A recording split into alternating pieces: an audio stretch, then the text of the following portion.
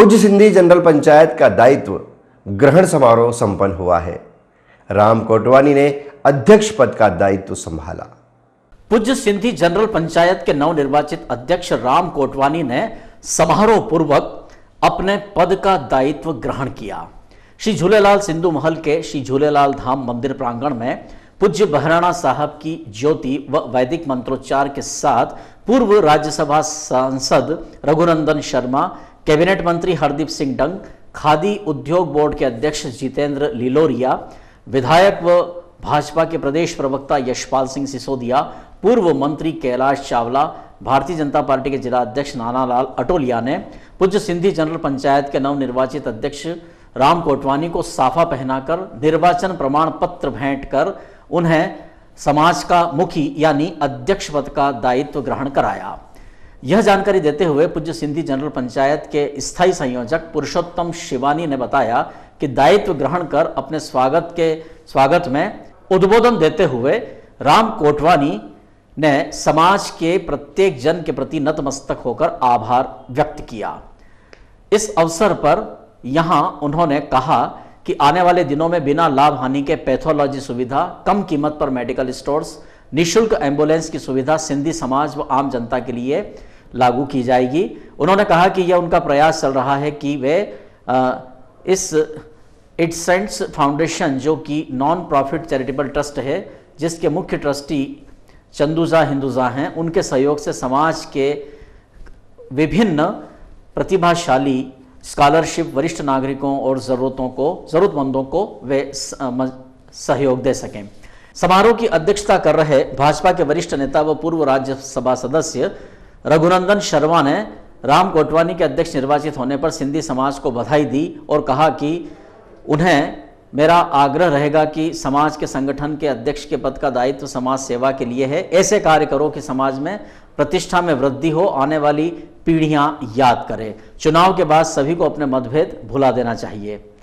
मुख्य अतिथि जिनेंद्र लिलोरिया, पूर्व मंत्री कैलाश चावला, विधायक यशपाल सिंह सिसोदिया, जिला अध्यक्ष भाजपा नानालाल अटोलिया ने भी यहां अपनी शुभकामनाएं दी। इस अवसर पर सिंधी समाज की मुखियारिया अध्यक्ष श्रीमती हरिभाई भावनानी, श्रीमती चंद्रा मनवानी, श्रीमती माला गंगा देवी होतवानी, रुकी देवी कोतक का भी शाल श्रीफल से सम्मान किया गया।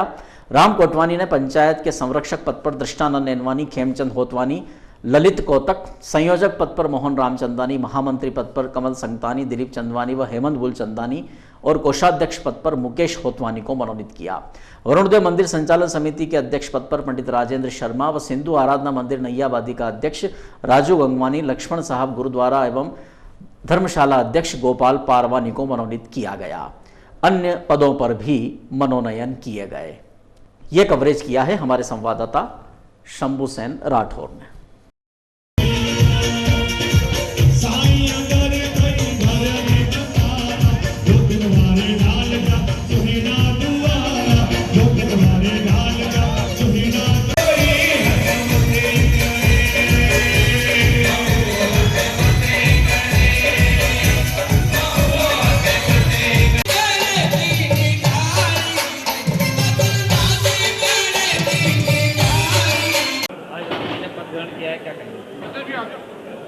पिछले दिनों सिंधी समाज ने लोकतांत्रिक तरीके से अपने पूज्य सिंधी पंचायत के चुनाव किए और उसमें जो पदाधिकारी विजयी हुए हैं उनका आज पदभार ग्रहण समारोह था।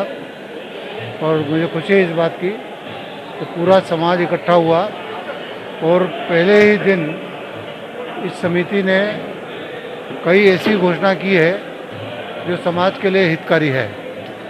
पैथोलॉजी लैब का प्रारंभ करना, गरीबों की सहायता के लिए कार्यक्रम आयोजित करना, जो कर्मचारी या जो सेवादार लगे हैं उनके वेतन में वृद्धि करना, ये कुछ ऐसे कार्य हैं जिससे ऐसा लगता है कि ये कमेटी बहुत अच्छा काम करेगी, क्योंकि हमारे यहाँ कहावत है कि पूत के पग पालने में नज़र आते हैं। शुरुआत अच्छी है तो आगे भी अच्छा होगा।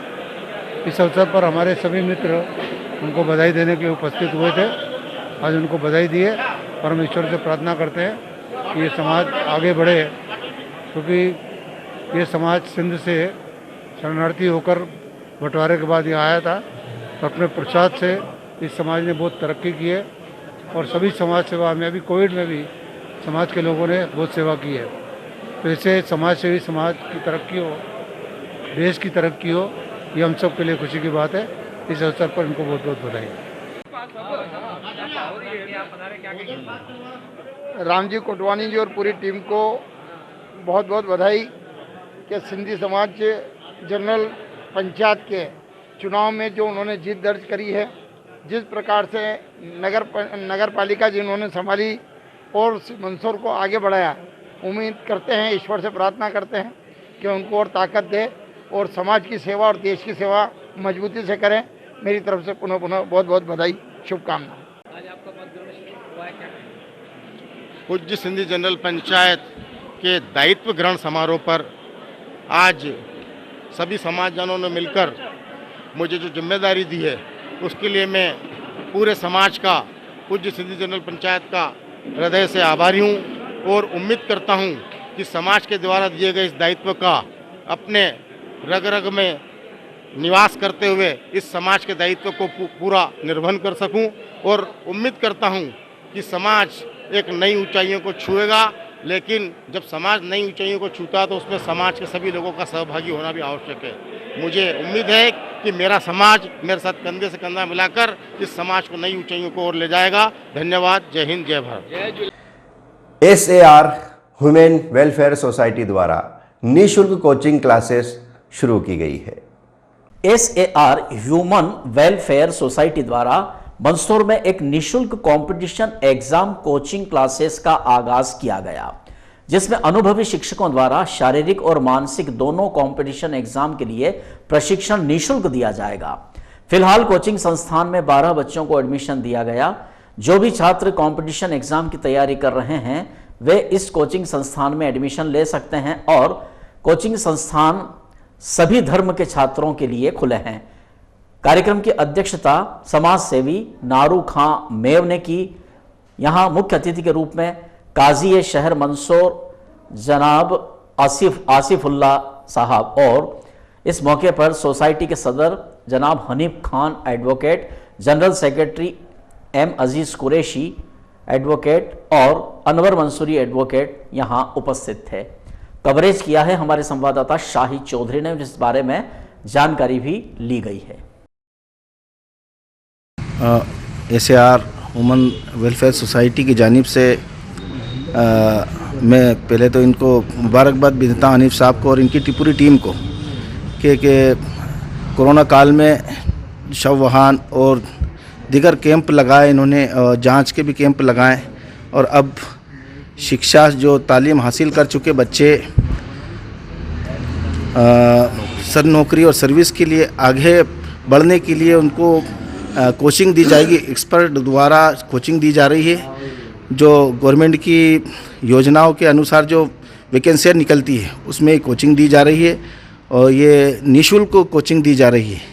तो मैं पूरी टीम को बहुत मुबारकबाद पेश करता हूँ इसमें आगे बढ़ने के लिए और सभी समाज के लिए इन्होंने खुला किया है कि कोई भी इसमें आके कोचिंग ले सकता है और निःशुल्क ये कोचिंग रहेगी और यहाँ एक्सपर्ट अपने समझाएंगे कि किस तरीके से हम इसको परीक्षा कैसे पास की जा सकती है और किस तरीके से हम इसमें आगे बढ़ सकते हैं। तो बहुत अच्छी बात है कि रोज़गार के लिए और जो बच्चे तालीम हासिल कर चुके हैं और जो भटक रहे हैं उनको कोचिंग दी जा रही है। बहुत मैं मुबारकबाद पेश करता हूँ और मैं बच्चों से भी और समाज के लोगों से भी और दीगर लोगों से भी कहूँगा कि आप इसमें शिरकत करें क्योंकि ये बहुत अच्छा प्लेटफार्म है। इससे आपको नौकरियां मिलेंगी और ये वेलफेयर सोसाइटी भी तरक्की करे और हम भी समाज भी तरक्की करें और देश और दुनिया में अपना नाम करें। हमारी सोसाइटी 3 साल से SAR ह्यूमन वेलफेयर सोसाइटी के नाम से रजिस्टर करवाई थी। उसके बाद से हमने इस सोसाइटी के ज़ेर एहतमाम कुछ स्कीमें शुरू की है। उसमें 2021 26 जनवरी को हमने एक शव वाहन जो है उसकी सर्विस, फ्री सर्विस जो है पूरे शहर को दी है और उस शव वाहन के ज़रिए कोरोना काल में हमारी सोसाइटी की तरफ से जो सेवाएं दी गई है उसको काफ़ी प्रशासन की तरफ से सराहा गया है। इस सोसाइटी की तरफ से अब दूसरा कदम हम उठाने जा रहे हैं। उसमें इस सोसाइटी के जो एजुकेशन कमेटी है वो एक कोचिंग क्लासेस शुरू कर रही है, जिसमें शासन द्वारा जो एग्ज़ाम लिए जाते हैं कॉम्पिटिटिव एग्जामिनेशंस, उसके लिए कोचिंग फ्री दी जाएगी सोसाइटी की तरफ से। हमारी एजुकेशन कमेटी इस तरफ जो है बहुत कोशिश कर रही है और बड़ी मेहनत से इसमें लगी हुई है। दूसरा हमारा कदम एक मोहल्ला क्लिनिक स्थापित करने का है और उसकी तरफ भी हमारी कमेटी के लोग पूरी मेहनत से लगे हुए हैं। हो सकता है कि जल्दी ही हम इस काम को भी अंजाम दे सकें। कोचिंग सभी समाज बिना किसी भेदभाव के जो है सभी कम्युनिटी के लिए है, निःशुल्क ये सेवाएं दी जाएगी। वेलफेयर सोसाइटी वैसे बहुत अच्छा काम किया है इन्होंने। कोरोना काल में भी एक सब वाहन जो है वो हर सेवा में हमेशा हाजिर रहता है, जैसे ही फ़ोन आता है तुरंत तैयार रहता है और इनकी सेवाएं जो है वाकई सराहनीय है। और अब जो कदम उठाया है इन्होंने कि निःशुल्क जो है ये अभी सबको शिक्षा देंगे यहाँ पे और सबको शिक्षा के हिसाब से, सबको बेरोजगार के हिसाब से सबको यहाँ बुलाकर उनको पूरा कोचिंग कराएंगे। और कोचिंग के हिसाब से ये सोसाइटी वाकई बहुत अच्छी है और बिना भेदभाव के हर व्यक्ति यहाँ आ सकता है, कोई भी व्यक्ति यहाँ पे इनका दे सकता है और पूरा कोचिंग को ये पूरा समझाएंगे और जहाँ पे भी इनको हो सकता है पूरा सहयोग देंगे। इसके लिए बहुत बहुत धन्यवाद सोसाइटी को। 60 से अधिक उम्र के लोग लगवा रहे हैं बूस्टर डोज। जिला चिकित्सालय के लॉन्ड्री एरिया में वैक्सीनेशन सेंटर पर बूस्टर डोज लगाया जा रहा है। 60 प्लस और फ्रंट लाइन के जो कोरोना योद्धा हैं उनके लिए बूस्टर डोज की यह प्रक्रिया चल रही है। आज यहां भारतीय जनता पार्टी के राष्ट्रीय पदाधिकारी व पूर्व मंडी अध्यक्ष बंसीलाल गुर्जर ने भी बूस्टर डोज लगवाया। साथ ही नगर में चर्चित राम रहीम की जोड़ी अर्थात वरिष्ठ समाज सेवी द्वय राजाराम तंवर और अजीजुल्ला खान खालिद ने भी यहां वैक्सीन सेंटर पहुंचकर बूस्टर डोज लगाया और आम जनों से भी अपील की गई है कि वे जो 60 वर्ष से ऊपर के लोग हैं उन्हें प्रिकॉशन डोज जो बूस्टर डोज के रूप में लगाया जा रहा है ये जरूर लगवाना चाहिए। कोरोना की तीसरी लहर जो यह कमजोर है, इसकी मूल वजह यही है कि सभी लोगों ने अपने वैक्सीनेशन कराए हैं और वैक्सीन ही कोरोना से लड़ने का सबसे सशक्त माध्यम है। कवरेज किया है संवाददाता शंभू सेन राठौर ने। बूस्टर डोज लगवाया, क्या कहेंगे? आज मैंने बूस्टर डोज लगवाया है जी। हमारे देश के यशस्वी प्रधानमंत्री माननीय नरेंद्र मोदी जी ने कोरोना महामारी से बचाने के लिए देश के नागरिकों को अथक मेहनत की है, प्रयास किया है और हमारे वैज्ञानिक और डॉक्टर्स और जितने भी हमारे कोरोना काल में काम करने वाले वर्कर्स हैं उन सब ने बहुत मेहनत करके हमारे देश के नागरिकों को इस महामारी से सुरक्षा कवच देने का काम किया है।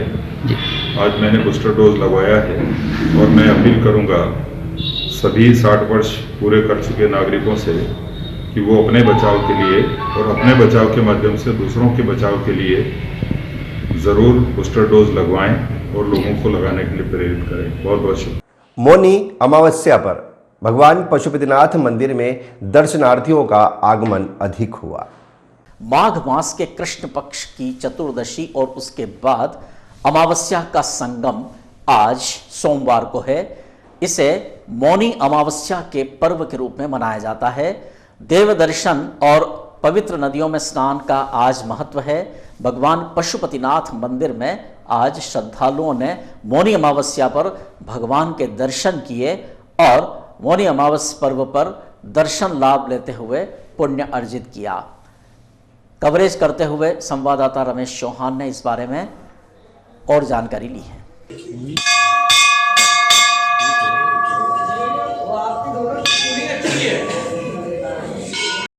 क्या विशेष है आज? माघ मास कृष्ण पक्ष चतुर्दशी उपरांत अमावस्या तिथि आज पुण्य काल का पर्व है, जिसे हम मौनी अमावस्या के नाम से जानते हैं। मौनी अमावस्या में भगवान के दर्शन करने का, पवित्र नदियों में स्नान करने का एक पुण्य काल होता है, जिसमें नदियों में तटों पर भगवान के दर्शन करने से अनंत पुण्य की फल प्राप्ति होती है। आज भगवान पशुपतिनाथ महादेव के यहाँ पर सोमवार के दिन मौनी अमावस्या और साथ में सोमवती अमावस्या का जो संयोग बना, इसको लेकर भक्तों में काफ़ी उत्साह है। भक्तजन यहाँ पर प्रातः ब्रह्म मुहूर्त से ही भगवान पशुपतिनाथ के दर्शन करने पधार रहे हैं, पूजा अर्चना कर रहे हैं और साथ में पीपल देवता की पूजा अर्चना भी की जाती है। क्या विशेष होता है? आज मौनी अमावस्या साथ में सोमवती अमावस्या का पर्व है और इस दिन नदी में स्नान करने से और भगवान के दर्शन करने के बाद पीपल देवताओं की परिक्रमा करने से अनंत पुण्यों की कर्मों का फल अनंत गुना बढ़ जाता है और हमारे पितृ देवता भी खुश होते हैं और हमें आशीर्वाद प्रदान करते हैं।